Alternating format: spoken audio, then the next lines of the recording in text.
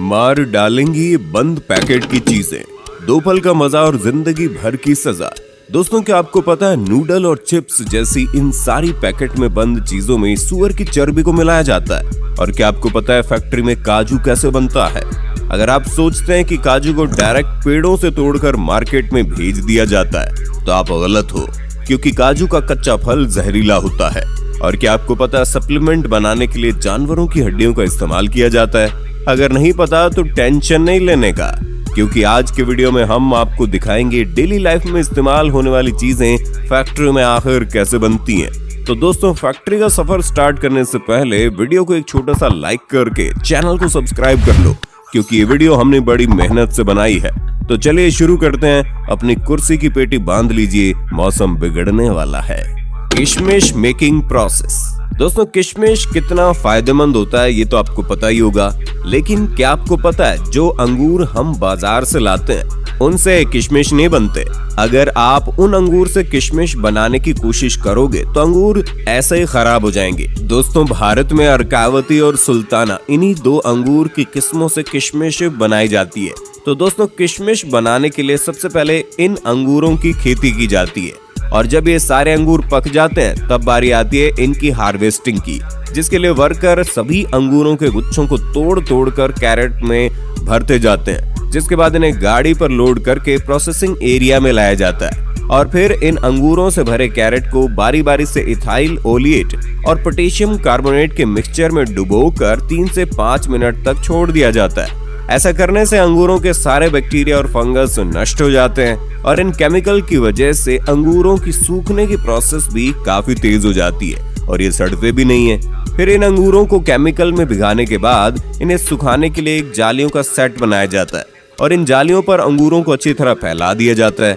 अंगूरों पर डायरेक्ट धूप लगने से खराब हो जाते हैं, इसलिए इन जालियों के रूम को छायादार बनाया जाता है। और फिर इन अंगूरों को 10 दिन सुखाने के बाद ये सल्फर प्रोसेस के लिए रेडी हो जाते हैं, जिसके लिए इस जालीदार रूम को पूरी तरह से पैक कर दिया जाता है ताकि सल्फर का धुआं बाहर ना जा सके। उसके बाद रूम में थोड़ी थोड़ी दूरी पर गड्ढा करके उसमें भूसे को डालकर उस पर सल्फर पाउडर डाल दिया जाता है, और फिर सल्फर को जलाने के लिए उस पर जलता हुआ कोयला डाल देते हैं। ऐसा करने से रात भर सल्फर का धुआं अंगूरों पर लगता रहता है, जिसकी वजह से अंगूर तेजी से सिकुड़ने लगते हैं। और इसके बाद अगले दिन इस रूम को खोल दिया जाता है, और फिर अंगूरों को 4 से 5 दिन सूखने के लिए छोड़ दिया जाता है। और जब सभी अंगूर सूख कर पूरी तरह से किशमिश बन जाते हैं तो इन किशमिश को निकाल कर कैरेट में भर लिया जाता है। इसके बाद इनकी सफाई करने के लिए इन्हें प्रोसेसिंग फैक्ट्री में लाया जाता है। फैक्ट्री में लाने के बाद सबसे पहले किशमिश को क्लीनिंग मशीन में डाला जाता है, जहां ये किशमिश कन्वेयर बेल्ट की मदद से जब वाइब्रेटिंग मशीन तक पहुंचते हैं तो ये मशीन अपने आप वाइब्रेटिंग सिस्टम की मदद से किशमिश में मौजूद डंडियों और कचरों को अलग कर देती है।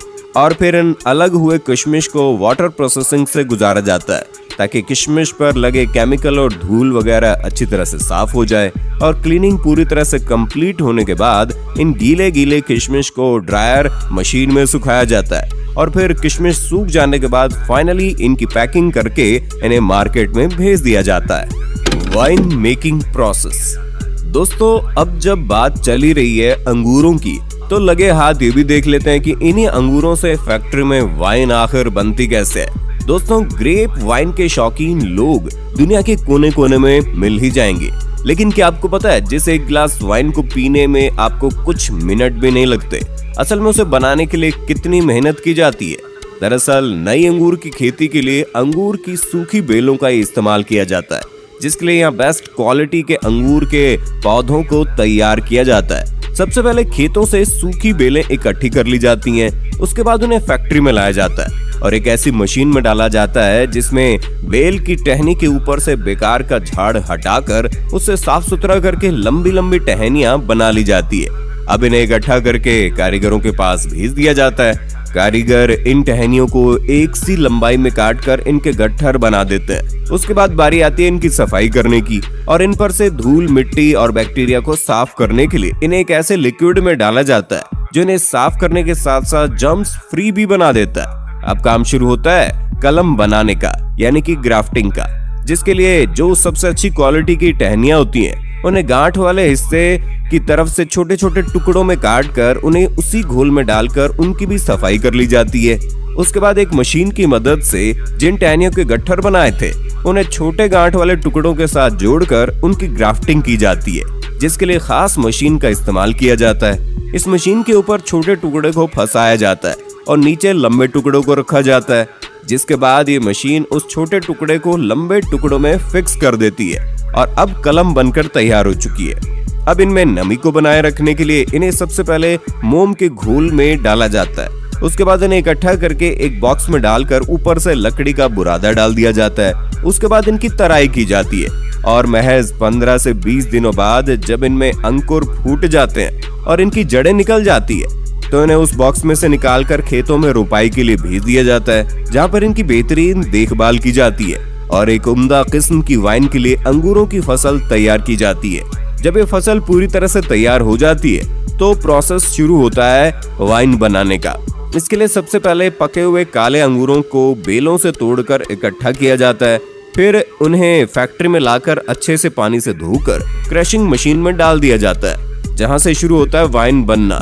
क्रशिंग मशीन में जो मिश्रण तैयार होता है उसमें अंगूर के छिलके और रस दोनों ही मिला हुआ होता है। अब जरूरत है इसमें यीस्ट और न्यूट्रिएंट्स मिलाने की। यीस्ट और न्यूट्रिएंट्स मिलाकर इसे 2-3 दिन के लिए फर्मेंटेशन के लिए छोड़ दिया जाता है। अब इस प्रोसेस के बाद बारी आती है वाइन में अल्कोहल मिलाने की। नॉर्मली वाइन में 15 से 20% अल्कोहल फर्मेंटेशन किया जाता है। उसके बाद बचे हुए अंगूरों को एक प्रेशर मशीन में डालकर 2 टन प्रेशर के साथ प्रेस किया जाता है। उसके बाद वाइन को छानकर एजिंग के प्रोसेस के लिए भेज देते हैं। वाइन एजिंग का प्रोसेस सालों में पूरा होता है, जिसके लिए तैयार वाइन को लकड़ी के बाइनरों में सालों तक स्टोर करते हैं। उसके बाद फाइनली वाइन रेडी हो जाती है और उन्हें पैकिंग करके मार्केट में भेजा जाता है। काजू मेकिंग प्रोसेस। दोस्तों, बच्चे हो या बड़े हो, काजू तो हर किसी को पसंद होता है, लेकिन क्या आपको पता है काजू कैसे बनता है? और अगर आपको ऐसा लगता है कि काजू को पेड़ों से तोड़कर डायरेक्ट मार्केट में भेज दिया जाता है तो आप गलत हो, क्योंकि काजू का कच्चा फल जहरीला होता है, इसलिए इसे प्रोसेस किए बगैर मार्केट में बेचा नहीं जा सकता। दोस्तों, काजू के फलों को कैशू एप्पल कहते हैं, जिसके निचले हिस्से में काजू का बीज होता है और इसी बीज के अंदर काजू होता है और इसके ऊपर वाले हिस्से से शराब बनाई जाती है। तो दोस्तों, इसे प्रोसेस करने के लिए काजू के फलों को पेड़ों से तोड़कर फैक्ट्री में लाया जाता है। फैक्ट्री में सबसे पहले काजू के फलों से काजू के बीजों को अलग किया जाता है और फिर इन बीजों को 3 से 4 दिन तक धूप में सुखाया जाता है। उसके बाद इन सूखे हुए काजू के बीजों को हाई टेम्परेचर स्टीम के जरिए बॉईल किया जाता है। ऐसा करना जरूरी होता है क्योंकि इसके अंदर जहरीला केमिकल होता है जो कि बहुत ही खतरनाक है, स्किन को खराब कर देता है, पूरी तरह से स्किन को जला देता है। और फिर बॉईल करने के बाद काजू के ऊपरी कवर को निकाला जाता है, जिसके लिए मशीनों की मदद ली जाती है, क्योंकि काजू का ऊपरी कवर बहुत हार्ड होता है। उसके ऊपरी कवर को निकालने के बाद काजू के ऊपर एक पतला छिलका मौजूद होता है, जिसे निकालने से पहले इनकी रोस्टिंग की जाती है, क्योंकि कच्चे काजू को पकाना भी जरूरी होते हैं और ऐसा करने से इनमें मौजूद चिपचिपा लिक्विड भी उड़ जाता है। और फिर रोस्टिंग के बाद काजू का पतला छिलका भी निकाल दिया जाता है और फाइनली काजू की सफाई और छटाई करके इन्हें पैक कर दिया जाता है। साबुन मेकिंग प्रोसेस। दोस्तों, साबुन का इस्तेमाल तो हर कोई करता है, लेकिन किसी को ये नहीं पता होता कि आखिर फैक्ट्री में साबुन बनता कैसे है।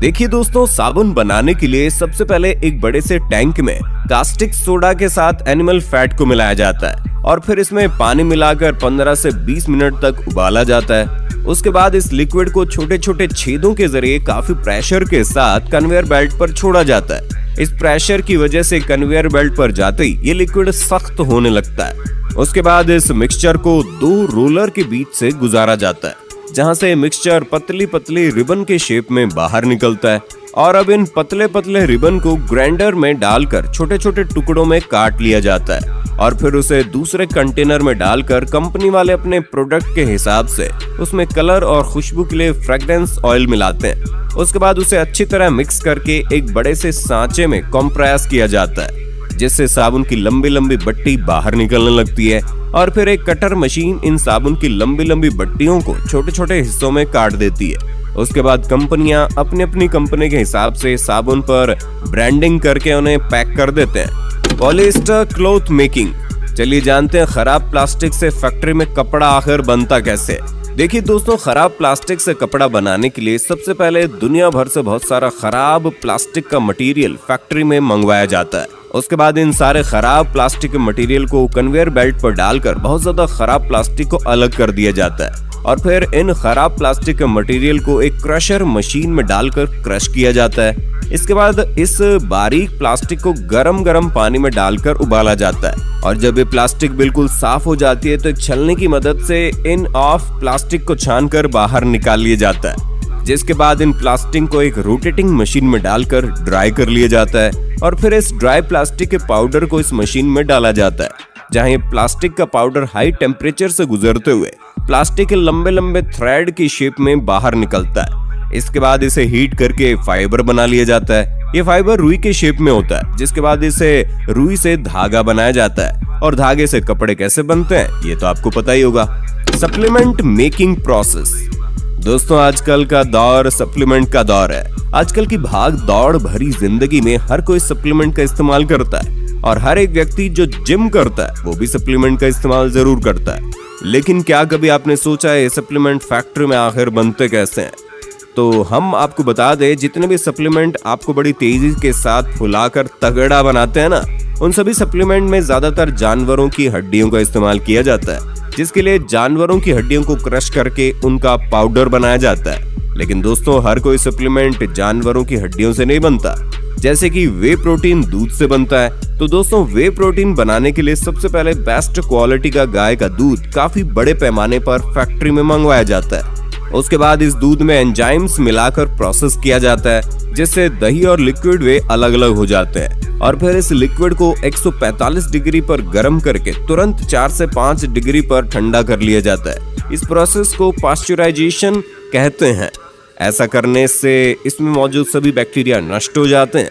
उसके बाद माइक्रो फिल्ट्रेशन और आयन एक्सचेंज की मदद से वे में मौजूद फैट और लैक्टोज को बाहर निकाल दिया जाता है। इसके बाद जो बचता है वो क्लियर वे प्रोटीन होता है, लेकिन अभी तक ये लिक्विड फॉर्म में, इसलिए इसे एक ड्रायर में डाल दिया जाता है। ड्रायर में लगी हॉट एंड कोल्ड एयर इसका पानी सुखाकर इसे पाउडर बना देती है, जिसके बाद हमें मिलता है 90% वे आइसोलेट पाउडर। अब बारी आती है इनकी टेस्टिंग की और टेस्टिंग में पास होने के बाद इनमें फ्लेवर ऐड किया जाता है। इसके बाद इन पाउडर को डिब्बों में भर के ढक्कन लगा दिया जाता है और फिर अलग अलग कंपनियां अपने अपने कंपनी के हिसाब से लेबल और डिटेल्स लगाकर इन डिब्बों को पैकिंग करके मार्केट में भेज देती है। Chips noodles making. दोस्तों, नूडल्स, मैगी, लेज, चिप्स जैसी कई सारी चीजों को बनाने के लिए सुअर की चर्बी का इस्तेमाल किया जाता है। अगर आप इन पैकेट में बंद चीजों को देखेंगे तो इस पर आपको MSG लिखा मिलेगा, जिसका मतलब होता है मोनोसोडियम ग्लूटामेट। दोस्तों, ये MSG सुअर की चर्बी से बनता है। जब ये बात तेजी से फैलने लगी तो कई सारे देशों ने MSG को बैन कर दिया, लेकिन उसके बाद ये चालाक कंपनियां MSG की जगह E631 नाम का इस्तेमाल करने लगी। आज कई सारी कंपनी E631 के नाम पर हमें सुअर की चर्बी खिला रही है। तो दोस्तों, किसी भी चीज को खाने से पहले आपको पैकेट अच्छी तरह से चेक कर लेना चाहिए। और अगर आज के वीडियो में दी गई ये सारी जानकारी आपको अच्छी लगी हो तो वीडियो को लाइक करके चैनल को सब्सक्राइब कर लीजिए और इस वीडियो को अपनी फैमिली में, अपने दोस्तों में ज्यादा से ज्यादा शेयर करें ताकि ये जानकारी हर किसी को मिल जाए।